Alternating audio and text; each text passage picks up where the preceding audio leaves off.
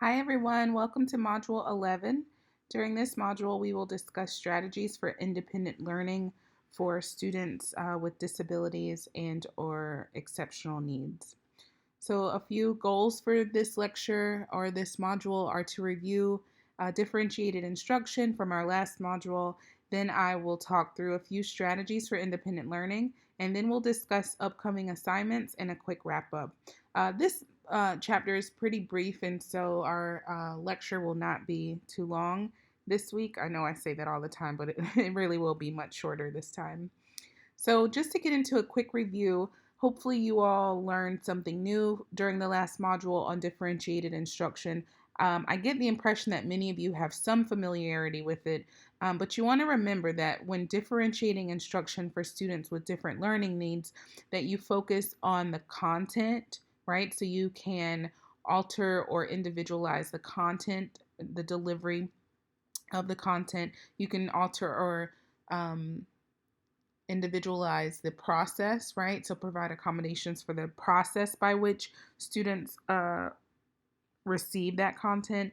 And then you could also differentiate the product, so the way that you actually evaluate your students. And you want to keep these three things in mind. So when we think about content, we're talking about the actual delivery of the learning of the materials, right? So which particular um, goals are you working on, right? And then when you think about the process, what does it look like? How are you teaching your students to do multiplication? How are you teaching them to decode words? How are you teaching them to engage in comprehension strategies? And what materials do you use to support them in those efforts? So, keeping all these things in mind are really critical. And we keep coming back to this include strategy because it is definitely one of the most helpful strategies across students with disabilities as you think about ways to support them. So, again, you want to continue to identify your classroom demands for all of your learners. You want to note their strengths. You want to check for potential success. You want to look for problems. You want to use that information to brainstorm ways to differentiate instruction. So you're doing these first four steps so that you can then differentiate, right? So include is really kind of the basis of this differentiation process. And you want to make sure that you follow those steps so that you can best support your learners. And then finally, you evaluate the student progress. So you see how that final step aligns with the product step in this visual that we have here. So I hope that you've have a good idea of ways that you can support your students in differentiation or differentiated instruction. A lot of times it really just takes that in class sort of practical experience and you get a better feel for ways that you can support them.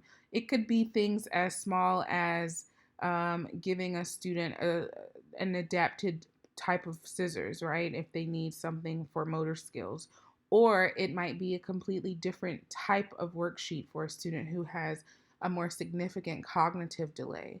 But ultimately, your students are working to achieve some of the same goals and or acquiring the same, having access to the same content in whatever way that's most appropriate for them. So, whatever work you're doing, you want to make sure that you are including all of your students to the best extent possible, that they are in the least restrictive setting, and that they are engaged in activities with their peers with and without disabilities. So, if you're able to achieve those things within the context of your classroom, within the walls of your classroom, then you're more likely than not doing great work. And so, hopefully, you feel comfortable with those strategies. So, this week we're going to talk more about performing independently and helping your students to be independent learners and to work on their own and to sort of support some of that knowledge building on their own. And this independent performing, it really occurs in a few key areas. One is in the way that students gain information. So, how do we acquire knowledge? Another is in the way that we store and retrieve or receive information, excuse me. The third way is the actual retrieval or expressing information. So, how do we express the knowledge that we have gained? And then self advocacy and managing time. So, these are all key areas where students have opportunities and often do sort of perform independently and they really advocate for themselves and they support their own learning processes. So, one thing that we can do for students is to help them by building a sense of agency. And this can occur in a number of ways. One might be self determination, where students make decisions that lead to behaviors and desired goals. So, they really demonstrate that persistence and that desire to achieve particular goals. So, you might meet students who may have a disability, but they say, Mr. Jones, I really want to X, Y, and Z. And so you have to figure out ways to help them engage in that self determination process. If you have a student who's really struggling in math, but they want to participate in a math competition or like in science Olympiad, then maybe you find ways to help them strengthen their skills so that they can participate. Those are the types of activities that we think about when we think about inclusive environments of students with disabilities, that we don't say, no, you're not doing well enough, so that's not something you can participate in. But you support them, you scaffold the learning process, you provide them with accommodations or modified assignments in the meantime to better prepare them to be able to engage in activities that are inclusive and that support their goals. And so you build that agency among your students by supporting their self determination. You also, however, have to support their self awareness. So you have to have practical expectations. And sometimes things may seem a bit out of reach, but you don't want to be deflating, right? So you want to give your students an opportunity to try and to achieve goals. But there may come a time where you have to sit down and have a conversation and say, you know what? These are things that are quite difficult. And so, what are some other ways that we can get around this? What are some other goals you might have, and how can we meet those goals? So, you want to help students be self aware. You want them to be on time.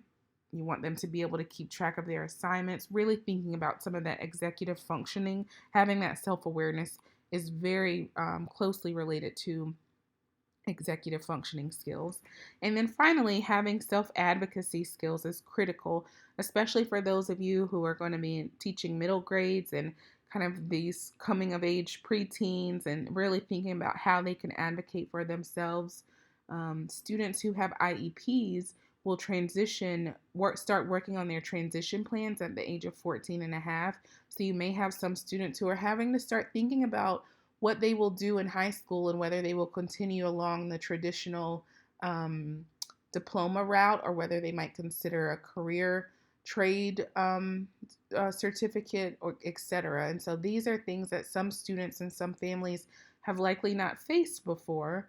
And so you will really want to support their self advocacy and help them to communicate their needs and also acknowledge and address what might be their areas of strength and weaknesses. So here's a quick video that you can watch around developing ways that you can help students develop their agency. And then after watching the video, I would like for you to identify some strategies that Miss Malasia highlighted in the video, and then think about what strategies, she employed for independent learning. And then in your own practical experience, how can you apply these strategies in your classroom? So just think about those questions. And actually, I would love it if you submit those for your reflection this week. So please watch the video and then answer these 3 questions and submit the answers to these questions as your reflection for this week. Okay? So, teaching independent learning strategies. The first thing you want to think about in terms of building an independent learner are the principles, the techniques, and the rules that you have that you use to help students solve problems and complete tasks independently. So in many cases, especially for those of us, myself included, because I primarily have taught elementary age students, tend to kind of provide much more direction and struggle with sort of letting go of providing that guidance. But you want to think about ways to help students engage in problem solving independently. And so you don't want to just emphasize the steps, but also stress the strategy. So, how do you get about this? How do you plan your day? How can you manage all of these executive functioning skills? And you have to have a good plan for that in terms of the design. And sometimes it requires that the student have more structure. So perhaps you provide them with a schedule but you teach them how to use the schedule over time without your support.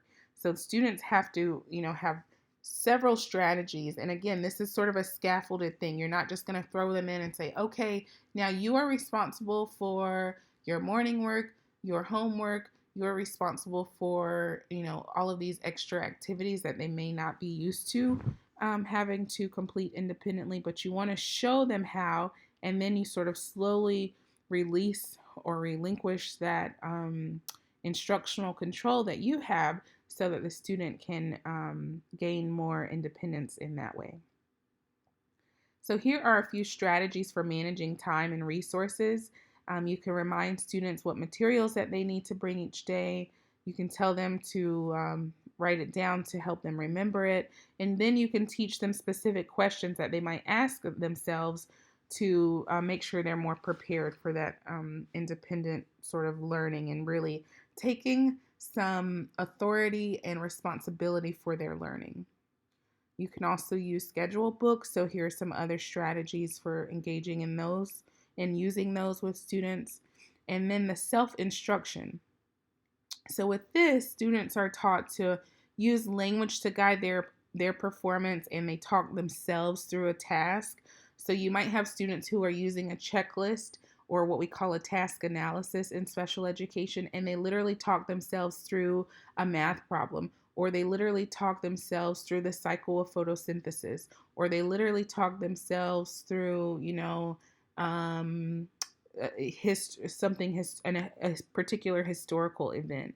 And it might be that they use that verbal or historical sort of narrative to help shape the way they engage in that learning process. And you can provide them with the tools and even model it for them, and then ultimately they're able to take more responsibility for that learning in their own way. And then finally, students can support their self-instruction by identifying specific situations and then deciding what needs to be done, right? So I think we see this a lot, especially with middle schoolers, where there's a problem and everyone realizes there's a problem, but no one's quite sure how to fix it. And so when you help students learn to troubleshoot, that can be a strategy and a skill that is super helpful for them that they can apply in multiple situations. So teaching them, to identify what this situation is or what the problem is, how to solve that problem, and then how to move forward. So these are all ways that students can engage in self-instruction. Another thing that we really like to use is self-monitoring. So learners are able to watch and check their own behaviors. This is especially helpful for students who have behavior problems. And so many students who have behavior issues are also highly motivated by positive reinforcement and by things that they are really into. So if you might have a student who is into let's say the Avengers, right? If you have an opportunity for them to have a video day, a movie day, if they can listen to related music. Those are the sorts of positive reinforcement systems that are often helpful. So if students can self-monitor their behavior and say, hey, Miss Pearson, I did my morning work, I got to all of my classes on time, I submitted my homework, etc. I met all of my checklists for this week. Do I get to earn my movie day, or do I earn my 15 minutes of music, etc. So it really builds in all of the things that we've already talked about. When you use self-monitoring, students have to self-advocate. They have to obviously monitor their own behavior, and they also have to demonstrate some level of self-determination because they want to receive that reward, right? And so I like self-monitoring for that reason, because it brings in all of this agency together. Students really demonstrate their sense of agency when they're able to use self-monitoring effectively. And so when they see that strategies aren't working, right, that means that they aren't earning that reinforcer, they aren't earning whatever it is that they're working to get, then ideally, in an ideal situation, they change that behavior so that they can, in fact, earn those rewards. And another strategy is self-questioning. So you can have students think about ways to guide their own performance by asking themselves questions. So if you're like we could use our solar system example from our immersion activity with Nate. If students are thinking about whether or not there are 7, 8, or 9 planets, really guiding the thinking as to why we've had a discussion about how many planets there are and what was the original number, why has the number changed, and what's the rationale for that. So really guiding them through that thinking process.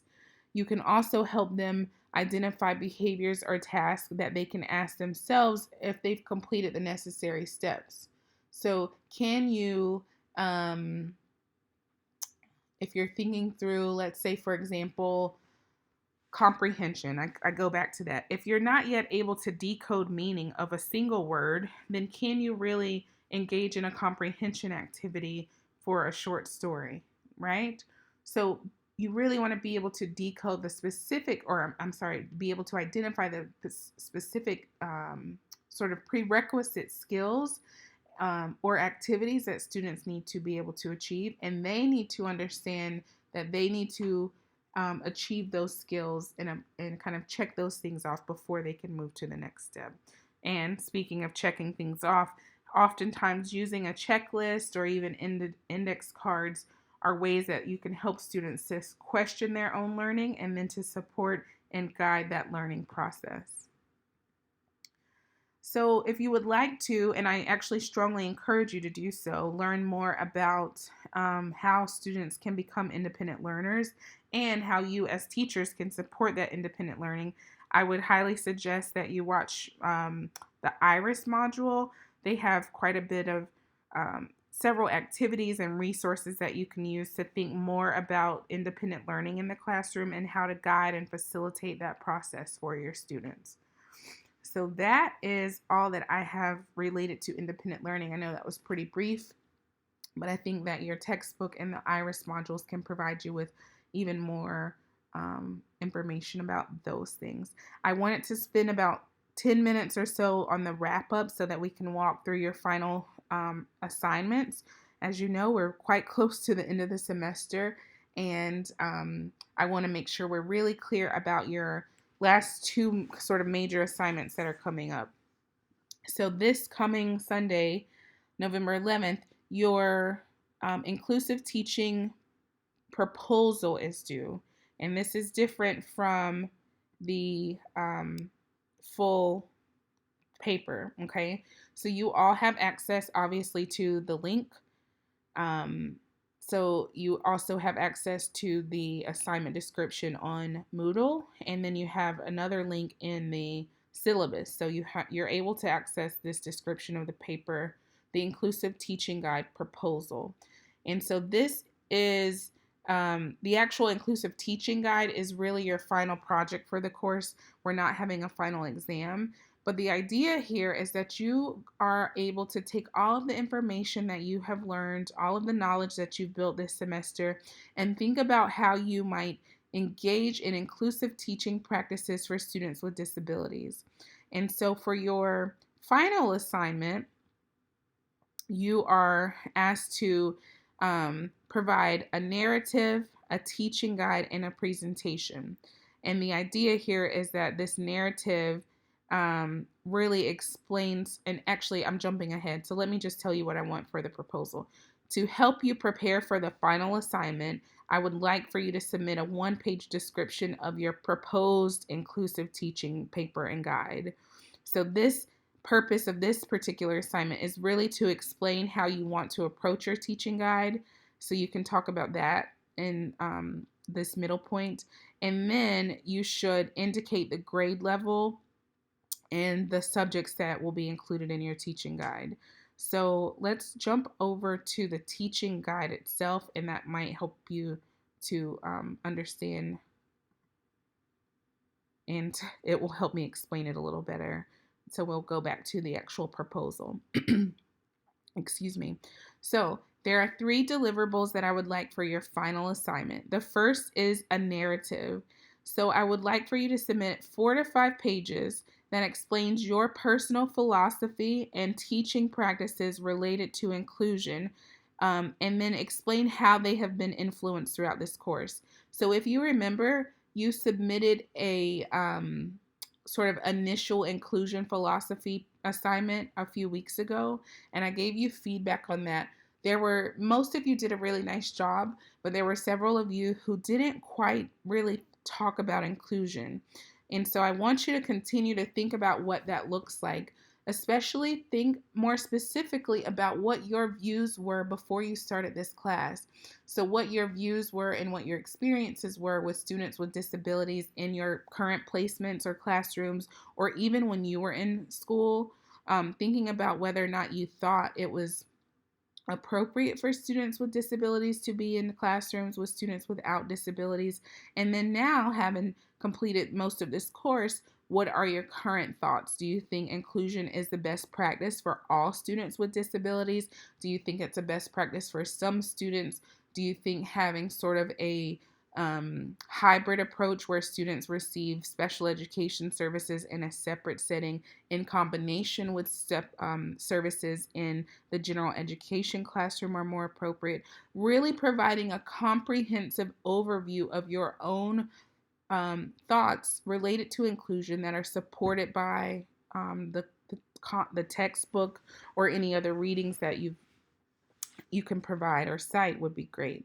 So you have a 4 to 5 page paper on your personal philosophy, and there's no right or wrong here. You're not going to have points taken off if you think that students with autism should only be taught in a segregated setting, or what we call self-contained setting. However, you will have points taken off if you can't justify that. So if you're just saying, I think kids with autism should be in a self-contained classroom, period, that's not going to cut it. You want to make sure that you have references that actually support that notion, and that you embed your personal opinion as to why. I would also like that for you to include some context about the history of inclusion in the US.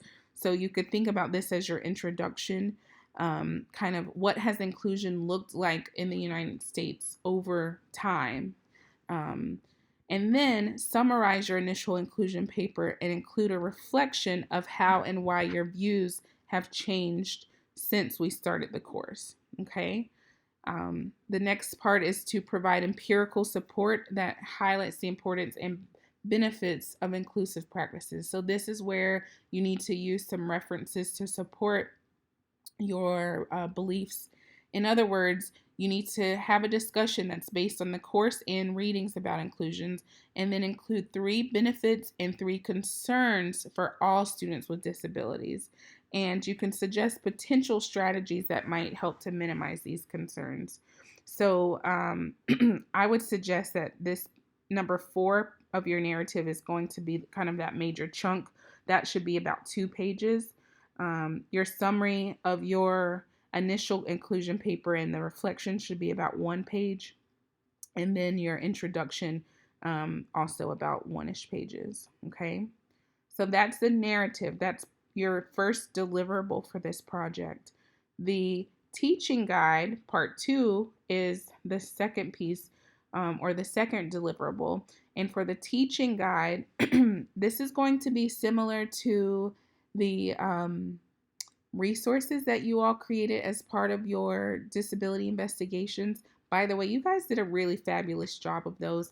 I'm going to work on compiling those into one PDF, and then I will send that out, and you will all have access to your very own resource guide that you can use in your classrooms. I think you should all be really proud of those because they look really awesome. And many of you are super creative, and so you made them easy to read. And so I'm getting off topic here, but I mentioned that because the idea for the teaching guide is to be a similar sort of resource, because I want you to create a 1 to 2 page teaching guide that highlights specific strategies that teachers can use to engage in more inclusive practices. And it's okay if there's some overlap between, what you have here and other things that we've talked about. For example, the include strategy or specific differentiation strategies, or even if there's overlap between specific strategies that you highlighted in your disability investigation. You can include links to resources such as online videos or materials or readings from the course, but I want you to be creative. So again, this is a very similar sort of resource that we're going to provide, that I will compile or collate for all of you. And then you will have one book of resources about specific disabilities. And then you will also have another book of resources about inclusion. And so when you leave this course, I've said this a couple times over this semester, I don't think you can leave with all that there is to know about serving students with disabilities in your classrooms, but you can walk away with some more knowledge than you had when you came, and with specific resources that have specific strategies that can support you. So even if you can't remember what the D stands for in include, you can walk away with a resource that will help you to quickly kind of retrieve that information and be able to engage in supporting learners in the best way in your classrooms. All right.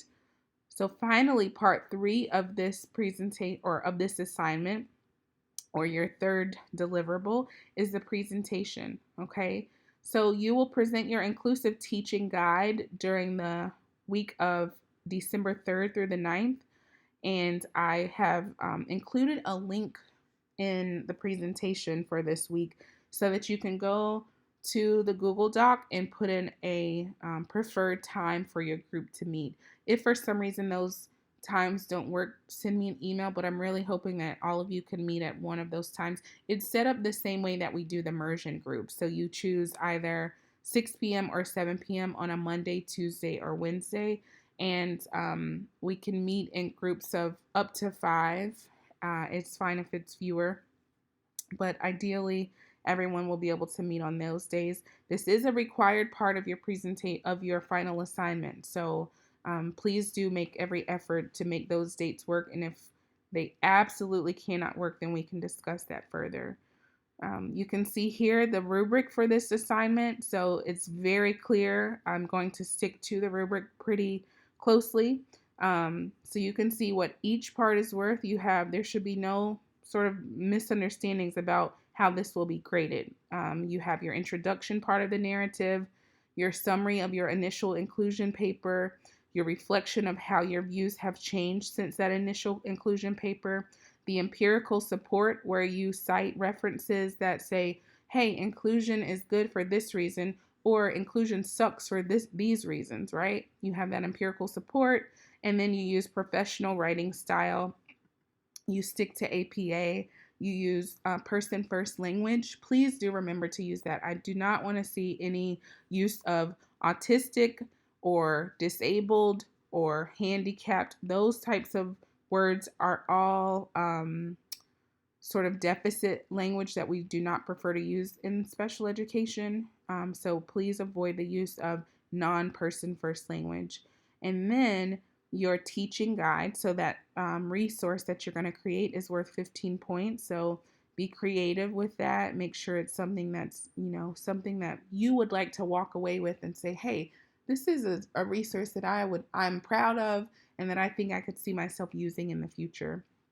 And then finally, your presentation will be it's very casual. I mean, not casual like be in your bed on your phone doing doing our Skype or a Google Hangout, but casual in that you don't have to have a formal presentation prepared.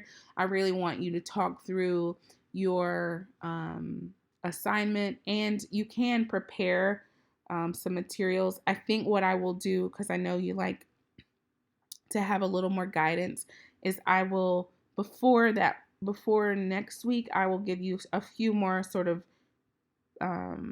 suggestions for how to go about preparing your presentation. You can do a slideshow and then share your screen, or you could talk through your work. I think either one of those is fine, but your presentation is worth 10 points. So I hope this has helped kind of clarify what the expectations are for your final paper. And then just to hop back to the actual proposal, now that we've talked through all of the components of the final paper, your proposal then is to really it's really to give you an opportunity to get started on the final paper, honestly. I want you to start thinking about what you're going to write about. So you might consider for your 1-page description that you highlight your three the three benefits and the three concerns. So you could do that as part of your proposal. You can go ahead and start thinking about why or how your views have changed since your initial reflection. And then you can think and include some notes about what you might include in your teaching guide. So, whatever you would like to do to help you facilitate the development of your final project is fine with me. But this is your opportunity to show me that you've started thinking about the final project and that you've started working on the final project.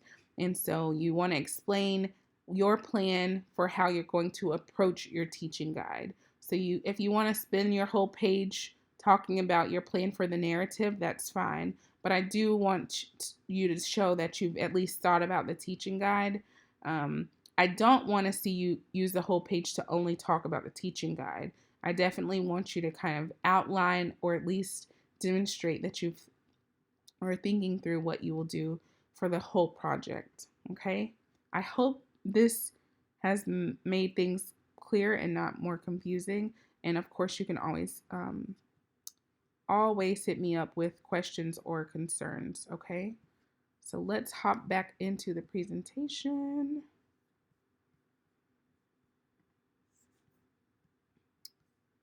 And just a quick wrap up. I think that was everything for those. So again, your proposal is due this Sunday, November 11th. And then the final paper is due on Wednesday, December 12th. And as a quick note related to that, your presentations are going to be the week of December 3rd, 4th, and 5th.